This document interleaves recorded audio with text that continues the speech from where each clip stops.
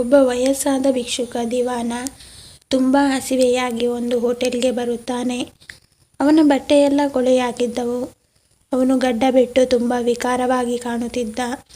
ಅವನ ಮೈಯಿಂದ ಕೆಟ್ಟ ವಾಸನೆ ಬರುತ್ತಿತ್ತು.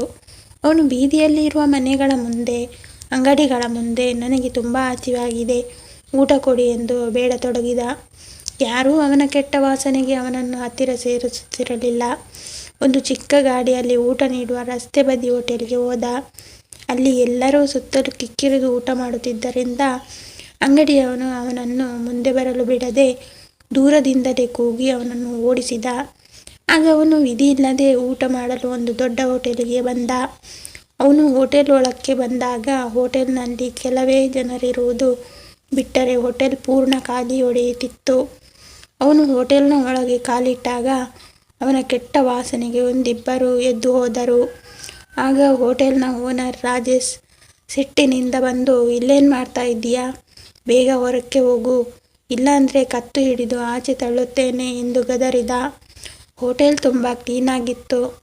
ಆಗ ಒಬ್ಬಳು ಲೇಡಿ ರಶ್ಮಿ ಹೋಟೆಲ್ನ ಡೋರನ್ನು ತೆಗೆದು ಒಳಕ್ಕೆ ಬರುತ್ತಾಳೆ. ಆಗ ರಾಜೇಶ್ ನಗುತ್ತಾ, ಹಲೋ ಮೇಡಮ್, ಬನ್ನಿ ಬನ್ನಿ, ಇಲ್ಲಿ ಕೂತ್ಕೊಳ್ಳಿ ಎಂದು ಆದರದಿಂದ ಅವಳನ್ನು ಸ್ವಾಗತಿಸುತ್ತಾನೆ. ಇತ್ತ ಭಿಕ್ಷುಕ ಹಾಗೆ ನಿಂತುಕೊಂಡಿರುತ್ತಾನೆ. ರಾಜೇಶ್ ರಶ್ಮಿಯನ್ನು, ಈ ಕಡೆ ಬನ್ನಿ ಮೇಡಮ್, ನಿಮಗೆ ಏನು ಬೇಕೋ ಆರ್ಡರ್ ಮಾಡಿ ಎಂದು ಮೆನು ಕೊಟ್ಟು ಒಂದು ಟೇಬಲ್ ಕಡೆ ಕೂರಿಸುತ್ತಾನೆ.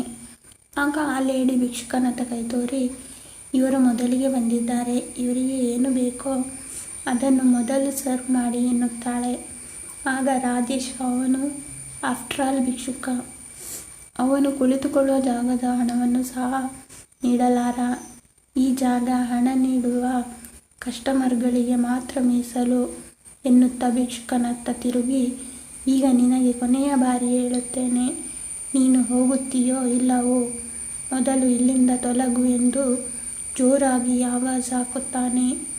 ಆಗ ಅವನ ಪಾರ್ಟ್ನರ್ ಸಂದೀಪ್ ಅಡುಗೆ ರೂಮ್ನಿಂದ ಬರುತ್ತಾ, ರಾಜು ಏನಾಯಿತು ಎಂದು ಕೇಳಿದ. ರಾಜೇಶ್ ಅವನ ಮುಂದೆಯೇ, ಒಂದು ವೇಳೆ ಈತ ಇಲ್ಲಿಂದ ಹೊರ ಹೋಗಿಲ್ಲ ಅಂದರೆ ಈಗಲೇ ಪೊಲೀಸರನ್ನು ಕರೆಯಬೇಕಾಗುತ್ತೆ. ಆಗ ಭಿಕ್ಷುಕ ದಿವಾನ್, ಅದರ ಅಗತ್ಯ ಇಲ್ಲ, ನಾನು ಈಗಲೇ ಹೋಗುತ್ತೇನೆ, ನನಗೆ ಯಾವುದೇ ತೊಂದರೆಯಲ್ಲಿ ಸಿಕ್ಕಿ ಹಾಕಿಕೊಳ್ಳಲು ಇಷ್ಟವಿಲ್ಲ ಎಂದು ಹೋಗಲು ಅಣಿಯಾಗುತ್ತಾನೆ. ನನಗೆ ತುಂಬ ಹಸಿವಾಗಿತ್ತು, ಏನಾದರೂ ತಿನ್ನಲಿಕ್ಕೆ ಸಿಗಬಹುದಾ ಅಂತ ಬಂದಿದ್ದೆ ಅಷ್ಟೇ, ಆದರೆ ನಾನು ಈಗ ಹೋಗುತ್ತೇನೆ. ಆಗ ರಾಜೇಶ್ ಪಾರ್ಟ್ನರ್ ಸಂದೀಪ್, ನೀವು ಹೋಗಬೇಡಿ, ನಿಮಗೆ ಈಗಲೇ ನಾನು ಸ್ಯಾಂಡ್ವಿಚ್ ಮಾಡಿ ತರುತ್ತೇನೆ ಎಂದು ಹೇಳಿ ಅವನ ಬಳಿ ಬಂದು ಅವನ ಕೈ ಕುಲುಕುತ್ತಾ, ನಿಮ್ಮ ಹೆಸರೇನು ಎಂದು ಕೇಳುತ್ತಾನೆ.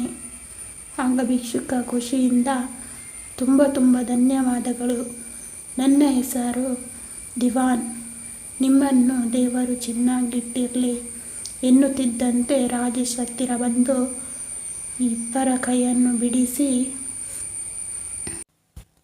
ಅದೇನೂ ಬೇಕಾಗಿಲ್ಲ ಸಂದೀಪ್, ನಿನ್ನ ತಲೆ ನೆಟ್ಟಗಿದೆ ಏನು? ಇವನು ಇಲ್ಲಿ ಕುಳಿತು ಊಟ ಮಾಡಲು ಸಾಧ್ಯವಿಲ್ಲ, ಕಸ್ಟಮರ್ ಬಂದವರೆಲ್ಲ ಎದ್ದು ಹೋಗುತ್ತಿದ್ದಾರೆ, ಇವನನ್ನು ಮೊದಲು ಓಡಿಸು ಎಂದಾಗ ಸಂದೀಪ್, ನಾವು ಕಿಚನ್ ರೂಮಿಗೆ ಹೋಗಿ ಮಾತಾಡೋಣ ಎನ್ನುತ್ತಾ ಇಬ್ಬರು ಕಿಚನ್ ರೂಮಿಗೆ ಹೋದರು. ಇವರ ಮಾತುಕತೆಯನ್ನು ಆಲಿಸುತ್ತಾ ನಿಂತಿದ್ದ ಲೇಡಿ ರಶ್ಮಿ ಆಶ್ಚರ್ಯಚಕಿತಳಾಗಿ ನೋಡಿದಳು. ಆಗ ರಾಜೇಶ್ ಓಕೆ ಸರಿ ಎನ್ನುತ್ತಾ ಲೇಡಿ ಕಡೆಗೆ ತಿರುಗಿ, ನಿಮಗೆ ಏನು ಸರ್ವ್ ಮಾಡಲಿ ಮೇಡಮ್, ಮತ್ತು ನಿಮಗೆ ತೊಂದರೆ ಉಂಟು ಮಾಡಿದ್ದಕ್ಕಾಗಿ ಕ್ಷಮೆ ಇರಲಿ ಎನ್ನುತ್ತಾ ಒಳಕ್ಕೆ ಹೋಗುತ್ತಾನೆ. ಭಿಕ್ಷುಕ ಹಾಗೆ ನಿಂತಿರುತ್ತಾನೆ. ರಶ್ಮಿ ಮೇಡಮ್ ಒಂದು ಜಾಗದಲ್ಲಿ ಕುಳಿತುಕೊಳ್ಳುತ್ತಾಳೆ.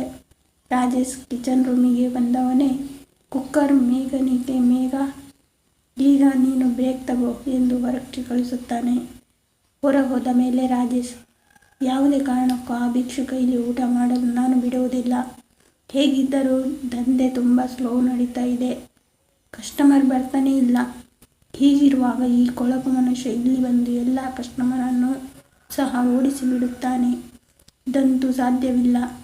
ಅದಕ್ಕೆ ಸಂದೀಪ್, ನಾನು ವಾದ ಮಾಡಲು ಇಷ್ಟಪಡುವುದಿಲ್ಲ, ಅವನು ಇಲ್ಲಿ ಊಟ ಮಾಡೋದು ಬೇಡ, ಅವನಿಗೆ ಪಾರ್ಸೆಲ್ ನೀಡುತ್ತೇನೆ, ಅವನು ತುಂಬ ಹಸಿದಂತೆ ಕಾಣುತ್ತಿದ್ದಾನೆ. ಅದಕ್ಕೆ ರಾಜೇಶ್, ನೀನು ಕೊಡಲೇಬಾರದು. ನಮ್ಮ ಹತ್ರ ಹಣವೇನು ಮರದಿಂದ ಉದುರುವುದಿಲ್ಲ. ನೀನು ಇಂಥವರಿಗೆಲ್ಲ ಊಟವನ್ನು ಫ್ರೀಯಾಗಿ ನೀಡಲು ಕೊಡಬೇಕೆಂದರೂ ದಂಧೆ ಎಲ್ಲಿ ನಡೆಯುತ್ತಿದೆ ಈಗ? ಅದಕ್ಕೆ ಸಂದೀಪ್, ನಂಗೊತ್ತು ಈಗ ಅವನ ಪರಿಸ್ಥಿತಿ ಅಷ್ಟೊಂದು ಚೆನ್ನಾಗಿಲ್ಲ ಅಂತ. ಆದರೆ ನಮ್ಮ ಪರಿಸ್ಥಿತಿ ಅವನಷ್ಟು ಹಾಳಾಗಿಲ್ಲ. ಪಾಪ, ಅವನು ಹಸಿದಿದ್ದಾನೆ. ನಮ್ಮ ಕಿಚನ್ನಲ್ಲಿ ಸಾಕಷ್ಟು ಊಟವಿದೆ. ನಾವು ಅವನಿಗಾಗಿ ಸ್ವಲ್ಪ ದಾನ ಮಾಡಬಹುದು. ಆಗ ರಾಜೇಶ್, ಇಲ್ಲ, ನಾನು ಇದಕ್ಕೆ ಅವಕಾಶ ಕೊಡಲ್ಲ. ನಾನು ಈ ಹೋಟೆಲ್ ಮಾಲೀಕನಾಗಿ ಹೇಳುತ್ತಿದ್ದೇನೆ. ಆ ಭಿಕಾರಿಗೆ ಊಟ ಕೊಡಬೇಡ ಎಂದಾಗ ಸಂದೀಪ್, ನಾನು ಈ ಹೋಟೆಲ್ ಪಾರ್ಟ್ನರ್ ಆಗಿ ಹೇಳುತ್ತಿದ್ದೇನೆ. ನಾನು ಅವನಿಗೆ ಊಟ ನೀಡಿಯೇ ನೀಡುತ್ತಿರುತ್ತೇನೆ. ನೀನು ತುಂಬ ಜಿಪುಣನಂತೆ ವರ್ತಿಸುತ್ತಿದ್ದೀಯಾ. ಇಷ್ಟು ಕಠೋರತೆ ಯಾರಿಗೂ ಒಳ್ಳೆಯದಲ್ಲ. ಆಗ ರಾಜೇಶ್ ಹೇಳುತ್ತಾನೆ, ಎಲ್ಲ ಕಳೆದುಕೊಂಡು ಕಂಗಾಲಾಗುವುದಕ್ಕಿಂತ ನಾನು ಜಿಪುಣನಾಗಿರುವುದೇ ಒಳ್ಳೆಯದು. ನಾನು ಜಿಪುಣನೇ ಏನೀಗ? ಆಗ ಸಂದೀಪ್, ನಿನಗೆ ಗೊತ್ತಾ ರಾಜೇಶ್, ಕೆಲ ದಿನಗಳಿಂದ ನಮ್ಮಿಬ್ಬರಲ್ಲೂ ಸರಿಯಾದ ಅಂಡರ್ಸ್ಟ್ಯಾಂಡಿಂಗ್ ಇಲ್ಲ. ಅದರಿಂದ ನೀನಂತೂ ಹದ್ದು ಮೀರಿ ವರ್ತಿಸುತ್ತಿದ್ದೀಯಾ. ಒಂದು ವೇಳೆ ಪ್ರತಿದಿನ ಈ ರೀತಿ ನಡೆಯುತ್ತಿದ್ದರೆ ನಾವು ಪಾರ್ಟ್ನರ್ ಆಗಿರುವುದು ಸಾಧ್ಯವಿಲ್ಲ ಎಂದು ಐ ಕಾರ್ಡನ್ನು ತೆಗೆದು ಟೇಬಲ್ ಮೇಲೆ ಇಡುತ್ತಾನೆ. ಮತ್ತು ಅಲ್ಲಿಂದ ಹೊರಬರುತ್ತಾನೆ. ರಾಜೇಶ್ ಅವನ ಹಿಂದೆ ಬಂದು, ಆಟ ಆಡ್ತಾ ಇದ್ದೀಯಾ? ನೀನು ಯಾವುದೋ ಬೀದಿ ಭಿಕ್ಷುಕನಿಗಾಗಿ ನನ್ನೊಂದಿಗೆ ಜಗಳವಾಡಿ ನನ್ನ ಜೊತೆ ಪಾರ್ಟ್ನರ್ಶಿಪ್ ತೊರೆಯುತ್ತೀಯಾ? ಒಂದು ಸತ್ಯ ಹೇಳ್ತೀನಿ, ಕೇಳಿಸಿಕೊ. ನೀನು ಇನ್ವೆಸ್ಟ್ ಮಾಡಿರೋ 1 ರೂಪಾಯಿಯೂ ಸಹ ನಿನಗೆ ವಾಪಸ್ ನೀಡುತ್ತೇನೆಂದು ಭಾವಿಸಬೇಡ. ನಿನ್ನ ಹತ್ರ ಈಗ ಏನು ಉಳಿದಿದೆ ಹೇಳು? ಆಗ ಸಂದೀಪ್, ಸರಿನಪ್ಪ, ಹಾಗಾದರೆ ಹಣ ನೀನೇ ಇಟ್ಕೋ. ನಾನು ಮೊದಲು ಝೀರೋದಿಂದ ಸ್ಟಾರ್ಟ್ ಮಾಡಿದ್ದೆ, ಈಗಲೂ ಝೀರೋನೇ ಆಗಿದ್ದೇನೆ. ನಿನಗಾಗಿ ಆಲ್ ದ ಬೆಸ್ಟ್ ಫ್ರೆಂಡ್ ಎನ್ನುತ್ತಾ ಅಲ್ಲಿಂದ ಹೊರಡುತ್ತಾನೆ. ಅದಕ್ಕೆ ರಾಜೇಶ್, ನಿನ್ನಂಥವನಿಗೆ ಇದೇ ಸರಿ. ಹೋಗುವಾಗ ಈ ನಿನ್ನ ಬೀದಿ ವಿಕಾರಿಯನ್ನು ಸಹ ಕರೆದುಕೊಂಡು ಹೋಗಿ ಎಲ್ಲಾದರೂ ಕೂಲಿ ಗೀಲಿ ಮಾಡು. ಸಂದೀಪ್ ಭಿಕ್ಷುಕನ ಹತ್ತಿರ ಬಂದು, ಮೈ ಡಿಯರ್ ಫ್ರೆಂಡ್, ಅವನ ಪರವಾಗಿ ನಾನು ನಿನ್ನೊಂದಿಗೆ ಕ್ಷಮೆ ಕೇಳುತ್ತೇನೆ. ನನ್ನ ಜೊತೆ ಬಾ, ನಾವು ಬೇರೆ ಕಡೆ ಹೋಗಿ ತಿನ್ನೋಣ. ಆಗ ಭಿಕ್ಷುಕ ದಿವಾನ್, ಧನ್ಯವಾದಗಳು, ನನ್ನನ್ನು ಕ್ಷಮಿಸಿ. ನಿಮ್ಮ ಪಾರ್ಟ್ನರ್ ಜೊತೆ ನೀವು ಯಾಕೆ ಜಗಳವಾಡಿದಿರಿ? ನಾನಂತೂ ಉಪವಾಸ ಆದರೂ ಇರುತ್ತೇನೆ. ಆಗ ಸಂದೀಪ್, ಪಾರ್ಟ್ನರ್ ಅಲ್ಲ ಅವನು, ಈಗ ಎಕ್ಸ್ ಪಾರ್ಟ್ನರ್ ಎಂದು ಭಿಕ್ಷುಕನನ್ನು ಕರೆದುಕೊಂಡು ಹೊರಟು ಹೋದ. ಈಗ ರಾಜೇಶ್ ಒಳಗಿದ್ದ ಲೇಡಿ ರಶ್ಮಿಗೆ, ಈಗ ಹೇಳಿ ಮೇಡಮ್, ನೀವು ಏನು ಆರ್ಡರ್ ಮಾಡಬಯಸಿದ್ದೀರಿ ಎಂದು ಕೇಳಿದ. ಆಗ ರಶ್ಮಿ ಎದ್ದು ನಿಂತು, ನಾನು ಸಹ ಬೇರೆಡೆ ಹೋಗಲು ಇಷ್ಟಪಡುತ್ತೇನೆ, ಆದರೆ ಥ್ಯಾಂಕ್ಸ್ ಎಂದು ಇದನ್ನೆಲ್ಲ ನೋಡುತ್ತಾ ಕುಳಿತಿದ್ದ ರಶ್ಮಿ ಸಹ ಹೊರಟು ಹೋದಳು. ರಶ್ಮಿ ಹೋಟೆಲ್ನಿಂದ ಹೊರಬರುತ್ತಾ ಸಂದೀಪ್ನನ್ನು ಕೂಗಿ ಕರೆಯುತ್ತಾಳೆ. ಎಕ್ಸ್ಕ್ಯೂಸ್ ಮೀ, ಇಲ್ಲಿ ಸ್ವಲ್ಪ ಕೇಳಿ. ನಾನು ನಿಮ್ಮ ಹತ್ರ ಸ್ವಲ್ಪ ಮಾತಾಡಬೇಕು. ನಾನು ನಿಮಗೆ ಯಾವುದೇ ತೊಂದರೆ ನೀಡುವುದಿಲ್ಲ ಎನ್ನುತ್ತಾ ರಶ್ಮಿ ಹಿಂದೆ ಬಂದಾಗ ಅವಳ ಮಾತು ಕೇಳಿ ಸಂದೀಪ್ ಮತ್ತು ಭಿಕ್ಷುಕ ದಿವಾನ್ ಪ್ರಶ್ನಾರ್ಥವಾಗಿ ಅವಳ ಕಡೆ ನೋಡುತ್ತಾ ನಿಂತರು. ನಿಜವಾಗಲೂ ನೀವು ಒಬ್ಬ ಭಿಕ್ಷುಕನಿಗಾಗಿ ನಿಮ್ಮ ಎಲ್ಲ ಇನ್ವೆಸ್ಟನ್ನು, ನಿಮ್ಮ ಬಿಸಿನೆಸ್ಸನ್ನು ಬಿಟ್ಟು ಹೋಗುತ್ತಿದ್ದೀರಾ? ಏಕೆಂದರೆ ಇವರಿಗೆ ಅನ್ನ ನೀಡಲು ಬಯಸಿದ್ರಿ ಅಲ್ವಾ ಎಂದು ರಶ್ಮಿ ಕೇಳಿದಳು. ಹೌದು ಎಂದು ಸಂದೀಪ್ ಹೇಳುತ್ತಾನೆ. ಹೌದು, ಒಂದು ಕಾಲದಲ್ಲಿ ನಾನು ಸಹ ಹೀಗೆ ಅನ್ನಕ್ಕಾಗಿ ಪರದಾಡುತ್ತಿದ್ದೆ. ಇದನ್ನು ಕೇಳಿ ರಶ್ಮಿ ಆಶ್ಚರ್ಯದಿಂದ, ಅಂದರೆ ಇದರರ್ಥ? ಅಂದರೆ ನನಗೆ ಗೊತ್ತು, ಹಸಿದ ಹೊಟ್ಟೆಯಲ್ಲಿ ನಮ್ಮ ಪರಿಸ್ಥಿತಿ ಹೇಗಿರುತ್ತೆಂದು. ಆದ್ದರಿಂದಲೇ ನಾನು ಈ ಬಿಸ್ನೆಸ್ ಸ್ಟಾರ್ಟ್ ಮಾಡಿದೆ. ನನಗೆ ನೆನಪಿದೆ, ಕೆಲವು ವರ್ಷಗಳ ಹಿಂದೆ ನನ್ನ ಪರಿಸ್ಥಿತಿ ತುಂಬ ಕೆಟ್ಟದಾಗಿತ್ತು. ನಾನು ಕೆಲಸವನ್ನು ಸಹ ಕಳೆದುಕೊಂಡಿದ್ದೆ ಮತ್ತು ನಾನು ಬೀದಿಗೆ ಬಂದಿದ್ದೆ. ತುಂಬ ದಿನಗಳವರೆಗೆ ರಾತ್ರಿ ಹೊತ್ತು ನನಗೆ ತಿನ್ನಲು ಏನೂ ಸಿಗುತ್ತಿರಲಿಲ್ಲ. ಆದರೆ ನಂಗೊತ್ತಿಲ್ಲ, ಆಗ ಒಬ್ಬರು ದಯಾಳು ಹೋಟೆಲ್ ಮಾಲಕಿ ನನಗೆ ಪ್ರತಿದಿನ ರಾತ್ರಿ ಊಟ ನೀಡತೊಡಗಿದಳು. ನನಗೆ ಯಾವಾಗ ಅಗತ್ಯವಿರುತ್ತೋ ಆವಾಗಲೆಲ್ಲ ಅವರು ಊಟ ನೀಡುತ್ತಿದ್ದರು ಮತ್ತು ನನ್ನ ಮೇಲೆ ತುಂಬ ಪ್ರೀತಿ ಮತ್ತು ದಯೆ ತೋರುತ್ತಿದ್ದರು. ನಾನು ಒಂದು ನಿಜ ಹೇಳಲಾ? ಒಂದು ವೇಳೆ ಅವರು ಇರದೇ ಹೋಗುತ್ತಿದ್ದರೆ ನಾನು ಇಲ್ಲಿಯವರೆಗೆ ಬದುಕುತ್ತಿರುತ್ತಿದ್ದೇನೋ ಇಲ್ಲವೋ ನನಗೆ ಗೊತ್ತಿಲ್ಲ. ಈಗ ಮುಂದೆ ಗಟ್ಟಿಯಾಗಿ ಕಲ್ಲಿನಂತೆ ನಿಂತಿರುವ ಈ ನನ್ನ ಜೀವನವನ್ನು ಆ ಮಹಿಳೆಯು ಸಂಪೂರ್ಣವಾಗಿ ಬದಲಾಯಿಸಿದಳು. ಇದಕ್ಕೆ ಪ್ರತಿಯಾಗಿ ನಾನು ಬೇರೆಯವರಿಗೆ ಸಹಾಯ ಮಾಡದಿದ್ದರೆ ನಾನು ಅಹಂಕಾರಿ ಆಗುತ್ತೇನೆ. ಆಗ ದೇವರು ಕೂಡ ನನ್ನನ್ನು ಕ್ಷಮಿಸಲಾರ. ಆಗ ರಶ್ಮಿ ಹೇಳುತ್ತಾಳೆ, ವಾಹ್, ಸೂಪರ್. ಮೊದಲು ನೀನು ಊಟಕ್ಕೂ ಪರದಾಡುತ್ತಿದ್ದೆ, ಆದರೆ ಈಗ ನೀನು ಹೋಟೆಲ್ ಓನರ್. ಇದೆಲ್ಲ ಹೇಗಾಯಿತು? ಆಗ ಸಂದೀಪ್, ಆಮೇಲೆ ನನಗೆ ಒಂದು ಒಳ್ಳೆ ಕೆಲಸ ಸಿಕ್ತು. ನಾನು ಹಣ ಉಳಿಸಲು ಶುರು ಮಾಡಿದೆ. ಯಾವಾಗ ನನ್ನಲ್ಲಿ ಸ್ವಲ್ಪ ಹಣ ಉಳಿತಾಯವಾಯಿತೋ ನಾನು ಯೋಚನೆ ಮಾಡಿದೆ, ಬೇರೆಯವರ ಸಹಾಯಕ್ಕಾಗಿ ಏಕೆ ನಾನು ನನ್ನ ಸ್ವಂತ ಬಿಸಿನೆಸ್ ಮಾಡಬಾರದು ಎಂದು ಯೋಚಿಸಿದೆ. ಆಗ ಭಿಕ್ಷುಕ ದಿವಾನ್ ಹೇಳುತ್ತಾನೆ, ನೀವು ಆ ಲೇಡಿಯನ್ನು ಮತ್ತೆ ಪುನಃ ಭೇಟಿಯಾಗಲಿಲ್ಲವೇ? ಎಸ್, ನಾನು ಹೋಗಿದ್ದೆ ಎಂದು ಸಂದೀಪ್ ದುಃಖಿಸುತ್ತಾ ಒಮ್ಮೆಲೆ ಮೌನವಾದ ಮತ್ತು ಹೇಳಿದ, ಆದರೆ ಅವರು ಬಹಳ ದಿನಗಳ ಹಿಂದೆ ತೀರಿ ಹೋಗಿದ್ದರು. ಅವರು ಯಾವಾಗಲೂ ಹೇಳುತ್ತಿದ್ದರು, ಸಂದೀಪ್, ನೀನು ಮತ್ತೊಬ್ಬರಿಗೆ ಎಷ್ಟು ದಯೆ ತೋರಿಸುತ್ತೀಯೋ ಅದು ಯಾವಾಗಲೂ ನಿನಗೆ ಮರಳಿ ಬರುತ್ತದೆ. ಒಂದು ವೇಳೆ ಅವರು ಜೀವಂತವಾಗಿದ್ದರೆ ಈಗ ಅವರ ಋಣ ತೀರಿಸುತ್ತಿದ್ದೆ. ಆದರೆ ನಾನು ಅವರ ಪರಂಪರೆಯನ್ನು ಜೀವಂತವಾಗಿಡುವುದು ನನ್ನ ಆದ್ಯ ಕರ್ತವ್ಯವಾಗಿದೆ. ಆದರೆ ಮುಂದೆ ಏನಾಗುತ್ತೋ ಗೊತ್ತಿಲ್ಲ. ನಾನು ಅವರ ಋಣ ಹೇಗೆ ತೀರಿಸಲಿ? ಈಗ ನನ್ನ ಬಳಿ ಏನೂ ಉಳಿದಿಲ್ಲ. ಆಗ ಎದುರಿಗಿದ್ದ ರಶ್ಮಿ ತುಂಬ ಆಸಕ್ತಿಯಿಂದ ಇವನ ಕಥೆಯನ್ನು ಕೇಳುತ್ತಾ ತನ್ನ ಬಳಿ ಬ್ಯಾಗ್ನಿಂದ ಒಂದು ನೋಟ್ಬುಕ್ ಮತ್ತು ಪೆನ್ನು ತೆಗೆದು, ನಾನು ನಿಮ್ಮನ್ನು ರಿಕ್ವೆಸ್ಟ್ ಮಾಡುತ್ತೇನೆ, ಇನ್ನೊಮ್ಮೆ ಹೇಳುತ್ತೀರಾ? ನಾನು ಬರೆದುಕೊಳ್ಳುತ್ತೇನೆ. ಹಾಗೆ ಸಂದೀಪ್, ನನ್ನ ಹೆಸರು ರಶ್ಮಿ. ನಾನೊಬ್ಬಳು ಜರ್ನಲಿಸ್ಟ್ ಮತ್ತು ನಾನು ಇದುವರೆಗೂ ಇಂಥ ಕಥೆಯನ್ನು ಕೇಳಿರಲಿಲ್ಲ. ನಿನ್ನ ಈ ಕಥೆಯು ನಾನು ಕೇಳಿದ್ದರಲ್ಲೇ ಇಲ್ಲಿಯವರೆಗೆ ಅತಿ ಸುಂದರ ಕಥೆಯಾಗಿದೆ. ನಾನು ಇಂಥ ಕಥೆಯನ್ನು ಇಲ್ಲಿಯವರೆಗೆ ಕೇಳಿಲ್ಲ. ನಿನ್ನ ಅಭ್ಯಂತರ ಏನೂ ಇಲ್ಲವೆಂದರೆ ನಿಮ್ಮ ಕಥೆಯನ್ನು ಇಡೀ ಜಗತ್ತಿಗೆ ಹೇಳಲು ಬಯಸುತ್ತೇನೆ. ಆದರೆ ನಿನ್ನ ಈ ಸ್ಟೋರಿ ಜನರಿಗೆ ಪ್ರೇರಣೆಯಾಗುತ್ತದೆ. ಆಗ ಸಂದೀಪ್ ಕೇಳುತ್ತಾನೆ, ನಿಮ್ಮ ಮಾತಿನ ಅರ್ಥವೇನು? ಆಗ ಬದಿಯಲ್ಲಿ ನಿಂತ ದಿವಾನ್ ಸಹ ಹೇಳುತ್ತಾನೆ, ನಿಮ್ಮ ಕಥೆಯಿಂದ ನಾನು ಸಹ ಪ್ರೇರಿತನಾಗಿದ್ದೇನೆ. ಇದರಿಂದ ಮುಂದೆ ನಾನು ಬೀದಿಯಿಂದ ಎದ್ದು ಬರುತ್ತೇನೆ ಎಂಬ ನಂಬಿಕೆ ನನಗಿದೆ. ಆಗ ರಶ್ಮಿ ಹೇಳುತ್ತಾಳೆ, ನೋಡಿದ್ರಾ, ಇವರಿಗೂ ನಿಮ್ಮ ಕಥೆ ಇಷ್ಟವಾಯಿತು ಹಾಗೂ ಪ್ರೇರಣೆಯಾಯಿತು. ಮತ್ತೇಕೆ ತಡ, ಬೇಗ ಒಪ್ಕೊಳ್ಳಿ. ಆದರೂ ಸಂದೀಪ್ ಏನು ಮಾಡಬೇಕೆಂದು ತೋಚದೆ ಅತ್ತಿತ್ತ ನೋಡುತ್ತಿದ್ದ. ಆಗ ರಶ್ಮಿ, ಕಮಾನ್ ಸಂದೀಪ್ ಎಂದು, ಮೊದಲೇ ನೀನು ಎಲ್ಲವನ್ನೂ ಕಳೆದುಕೊಂಡಿದ್ದೀಯ. ಈಗ ನಿನ್ನ ಬಳಿ ಉಳಿಸಿಕೊಳ್ಳಲು ಇರುವುದಾದರೂ ಏನು? ಆಗ ಸಂದೀಪ್ ಹೇಳುತ್ತಾನೆ, ಒಂದು ವೇಳೆ ಇದರಿಂದ ಬೇರೆಯವರಿಗೆ ಸಹಾಯವಾಗುತ್ತೆ ಎಂದರೆ ನಾನು ಪ್ರಪಂಚದ ಮುಂದೆ ನನ್ನನ್ನು ತೆರೆದಿಡಲು ತಯಾರಾಗಿದ್ದೇನೆ.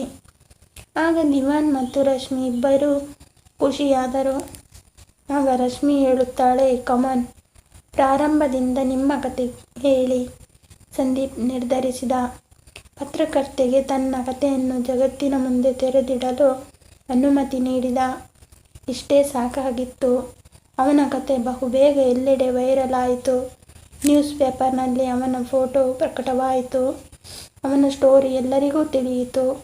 ತುಂಬ ಜನ ಅವನ ಕಥೆಯಿಂದ ಪ್ರೇರಿತಗೊಂಡರು. ಕೆಲವು ದಿನಗಳ ನಂತರ ಅವನ ಮನೆಯ ಕರೆಗಂಟೆಯ ಬೆಲ್ ಆಯಿತು. ಅವನು ಎದ್ದು ಹೋಗಿ ನೋಡಿದಾಗ ರಶ್ಮಿ ಬಾಗಿಲಲ್ಲಿ ನಗುತ್ತಾ ನಿಂತಿದ್ದಳು. ಅವನಿಗಾಗಿ ಒಂದು ಆಶ್ಚರ್ಯ ಕಾದಿತ್ತು. ಸಂದೀಪ್ನ ಉದ್ದೇಶ ಮತ್ತು ಒಂದೊಳ್ಳೆಯ ಕಾರ್ಯಕ್ಕೆ ಮೆಚ್ಚಿ ಜನರೇ ಅವನ ಹೆಸರಿನಲ್ಲಿ ಒಂದು ಫಂಡ್ ಮಾಡಿದ್ದರು.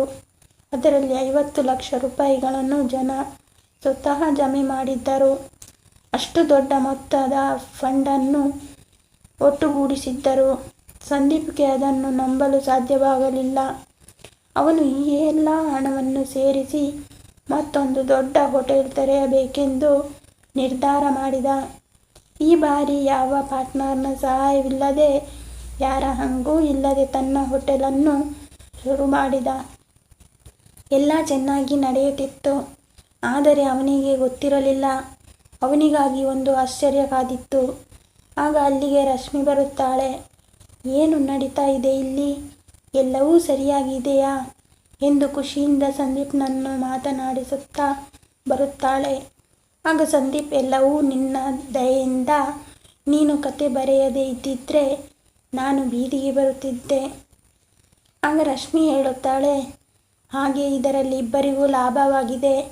ಈ ಕಥೆಯಿಂದಾಗಿ ನಿನಗೆ ಜನರ ಸಪೋರ್ಟ್ ಸಿಕ್ತು, ನನಗೆ ಪ್ರಮೋಷನ್ ಸಿಕ್ತು. ಅದಕ್ಕೆ ಸಂದೀಪ್ ಗುಡ್ ಎಂದು ಹೇಳುತ್ತಾನೆ. ಆಗ ರಶ್ಮಿ, ನನಗೆ ತುಂಬ ಖುಷಿಯಾಗ್ತಿದೆ. ಈಗ ನೀನು ನಿನ್ನ ಸಹಾಯಕ್ಕಾಗಿ ಜನರನ್ನು ಇಟ್ಟುಕೊಳ್ಳಬೇಕು ಎಂದಾಗ ನನ್ನ ಬಳಿ ಆಗಲೇ ಬಂದಿದ್ದಾರೆ ಎಂದು ಸಂದೀಪ್ ಹೇಳುತ್ತಾನೆ. ಅವನು ಹೇಳುತ್ತಿದ್ದಂತೆ ದಿವಾನ್ ಸರ್ವರ್ ಡ್ರೆಸ್ನಲ್ಲಿ ಸರ್ವರ್ ಟ್ರೇ ಹಿಡಿದುಕೊಂಡು ಆ ಕಡೆಯಿಂದ ಬರುತ್ತಾನೆ. ಅವನು ರಶ್ಮಿಯನ್ನು ನೋಡಿ, ಚೆನ್ನಾಗಿದ್ದೀರಾ, ನಿಮ್ಮನ್ನು ನೋಡಿ ನನಗೆ ತುಂಬ ಖುಷಿಯಾಯಿತು ಎಂದಾಗ ರಶ್ಮಿ, ನನಗೂ ದಿವಾನ್ ನಿನ್ನನ್ನು ನೋಡಿ ತುಂಬ ಖುಷಿಯಾಯಿತು. ನೀವೀಗ ಒಳ್ಳೆಯ ಕೆಲಸ ಮಾಡ್ತಾ ಇದ್ದೀರಿ. ಆಗ ದಿವಾನ್ ಸಂದೀಪನಿಗೆ, ಬಾಸ್ ಸ್ವಲ್ಪ ಅಲ್ಲಿ ನೋಡಿ ಎಂದು ರಾಜೇಶ್ ಬರುತ್ತಿರುವುದ ಕಡೆಗೆ ತೋರಿಸಿದ. ಹೊರಗಡೆ ರಾಜೇಶ್ ನಿಂತಿದ್ದ. ಆಗ ಸಂದೀಪ್, ದಿವಾನ್ ಕಸ್ಟಮರ್ನ ನೋಡಿಕೊಳ್ಳಿ ಹೋಗಿ ಎಂದು ಆ ಕಡೆ ಕಳಿಸಿ, ಬಾ ರಾಜೇಶ್ ಎಂದು ಪ್ರೀತಿಯಿಂದ ಒಳ ಕರೆದು ಕೇಳುತ್ತಾನೆ. ಹಾಯ್ ದೋಸ್ತ್, ನೀನಿಲ್ಲಿ ಏನು ಮಾಡ್ತಾ ಇದ್ದೀಯಾ ಎಂದು ಕೇಳಿದಾಗ ರಾಜೇಶ್ ಉತ್ತರವಾಗಿ, ನಿನ್ನ ಹೊಸ ಸ್ಪಾಟ್ನ ಬಗ್ಗೆ ಕೇಳಿ ತಿಳಿದೆ, ಅದಕ್ಕಾಗಿ ನೋಡಲು ಬಂದೆ. ನಿಜವಾಗಲೂ ತುಂಬ ಒಳ್ಳೆ ಜಾಗ, ಸೂಪರ್ ಆಗಿದೆ. ಆಗ ಸಂದೀಪ್, ಥ್ಯಾಂಕ್ ಯು. ಈಗ ನಿನ್ನ ಬಿಸಿನೆಸ್ ಹೇಗೆ ನಡೀತಾ ಇದೆ ಕೇಳುತ್ತಾನೆ. ಅವನು ನಿಧಾನವಾಗಿ ಸ್ವಲ್ಪ ತಡವರಿಸುತ್ತಾ ಹೇಳುತ್ತಾನೆ, ಈಗ ನನ್ನ ಬಿಸಿನೆಸ್ ಬಂದಾಗಿದೆ. ನಿನ್ನ ಕತೆ ವೈರಲ್ ಆದ ಮೇಲೆ ನಿನ್ನನ್ನು ಪಾರ್ಟ್ನರ್ಶಿಪ್ನಿಂದ ಹೊರಹಾಕಿದ ಮನುಷ್ಯ ನಾನೇ ಎಂದು ಜನರಿಗೆ ಗೊತ್ತಾಗಲು ಹೆಚ್ಚು ಸಮಯ ಬೇಕಾಗಲಿಲ್ಲ.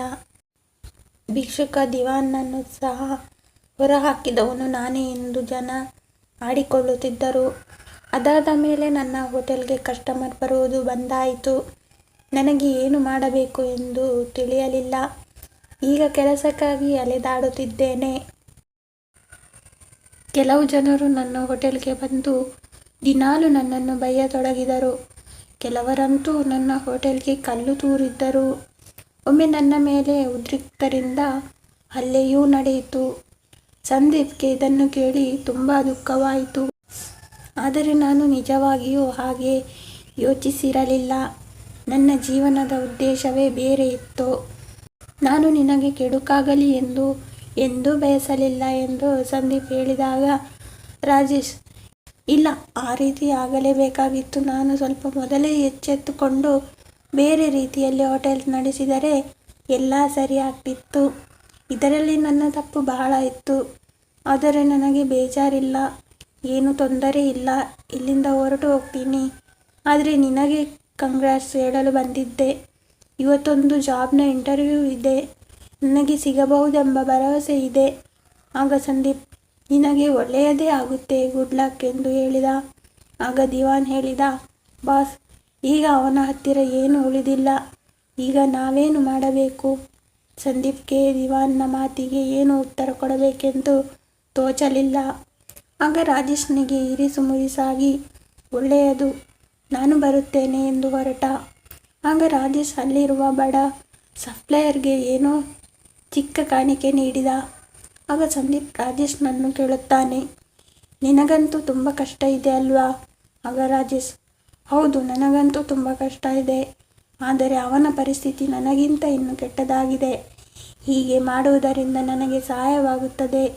ಮತ್ತು ರಶ್ಮಿಯ ಕಡೆಗೆ ನೋಡುತ್ತಾ ಹೇಳಿದ, ಯಾವ ರೀತಿ ನೀನು ಆರ್ಟಿಕಲ್ನಲ್ಲಿ ಬರೆದಿದ್ದೀಯೋ, ಹೇಗೆ ನಾವು ಬೇರೆಯವರಿಗೆ ದಯೆಯನ್ನು ತೋರಿಸುತ್ತೇವೆಯೋ ಅದು ಮುಂದೆ ನಮಗೆ ಹಿಂತಿರುಗಿ ಬರುತ್ತೆ. ನಾವು ಮಾಡುವ ಒಳ್ಳೆಯ ಕೆಲಸ ಮುಂದೆ ನಮಗೆ ಒಳ್ಳೆಯದು ಮಾಡುತ್ತದೆ. ರಾಜೇಶ್ನ ಮಾತು ಕೇಳಿ ಎಲ್ಲರೂ ಖುಷಿಯಾದರು. ಖುಷಿಯಾಗಿ ನಕ್ಕರು. ಆಯಿತು, ಬರುತ್ತೇನೆ ಎಂದು ಹೇಳಿ ರಾಜೇಶ್ ಹೊರಟ. ಆಗ ಸಂದೀಪ್ ರಾಜೇಶ್ನನ್ನು ಕರೆದು, ನಿನಗೆ ಗೊತ್ತಾ, ನಾನು ಇನ್ನೊಂದು ಜಾಗದಲ್ಲಿ ಹೊಸ ಬ್ರಾಂಚ್ ಓಪನ್ ಮಾಡುತ್ತಿದ್ದೇನೆ. ನನಗೆ ಒಬ್ಬ ಒಳ್ಳೆಯ ಮ್ಯಾನೇಜರ್ನ ಅಗತ್ಯ ಬರಬಹುದು ಎಂದು ಹೇಳಿದಾಗ ರಾಜೇಶ್ ಹೇಳುತ್ತಾನೆ, ಮತ್ತೆ ಮುಂದೇನೂ ಹೇಳಬೇಡ. ಆದರೆ ನನಗೆ ಕೆಲಸ ನೀಡುವುದಕ್ಕಿಂತ ಮೊದಲು ನನ್ನದು ಕೆಲವೊಂದು ಷರತ್ತುಗಳಿವೆ. ಅದೇನು ಸಂದೀಪ್ ಕೇಳಿದಾಗ ಅದೇನೆಂದರೆ ಹಿಂದಿನ ಹೋಟೆಲ್ನಲ್ಲಿ ನನ್ನೊಂದಿಗಿನ ಪಾರ್ಟ್ನರ್ಶಿಪ್ ಬ್ರೇಕ್ ಆಗಿ ನಿನಗೆ ಲಾಸ್ ಆಗಿದ್ದಕ್ಕೆ ನನ್ನ ಕೆಲವು ಖಾಲಿ ಚೆಕ್ಗಳನ್ನು ನೀನು ಇಟ್ಟುಕೊಳ್ಳಬೇಕು. ಆಗ ರಾಜೇಶ್ ಖುಷಿಯಿಂದ ಮಂದಸ್ಮಿತನಾಗಿ ಹೇಳುತ್ತಾನೆ, ಧನ್ಯವಾದಗಳು ಗೆಳೆಯ. ನಿನ್ನ ಭಾವನೆಗಳು ತುಂಬ ಸುಂದರವಾಗಿವೆ. ನಿನಗೆ ಒಳ್ಳೆಯದಾಗಲಿ. ನಿನಗೊತ್ತಾ, ನನ್ನ ಬಿಸ್ನೆಸ್ ಈಗ ತುಂಬ ಚೆನ್ನಾಗಿ ನಡೆಯುತ್ತಿದೆ. ಒಂದು ವೇಳೆ ಇದರ ಬದಲಾಗಿ ನಾವು ಸ್ವಲ್ಪ ಹಣವನ್ನು ಯಾವುದಾದರೂ ಟ್ರಸ್ಟ್ಗೆ ನೀಡಿದರೆ? ಆಗ ಸಂದೀಪ್ ಡೀಲ್ ಎನ್ನುತ್ತಾ ನಕ್ಕು ರಾಜೇಶ್ನ ಜೊತೆ ಕೈ ಮಿಲಾಯಿಸಿದ. ಎಲ್ಲರೂ ಖುಷಿಯಿಂದ ನಕ್ಕರು. ಈ ಕಥೆ ಇಷ್ಟ ಆಗಿದ್ದರೆ ಲೈಕ್ ಮಾಡಿ, ಸಬ್ಸ್ಕ್ರೈಬ್ ಮಾಡಿ. ಧನ್ಯವಾದಗಳು.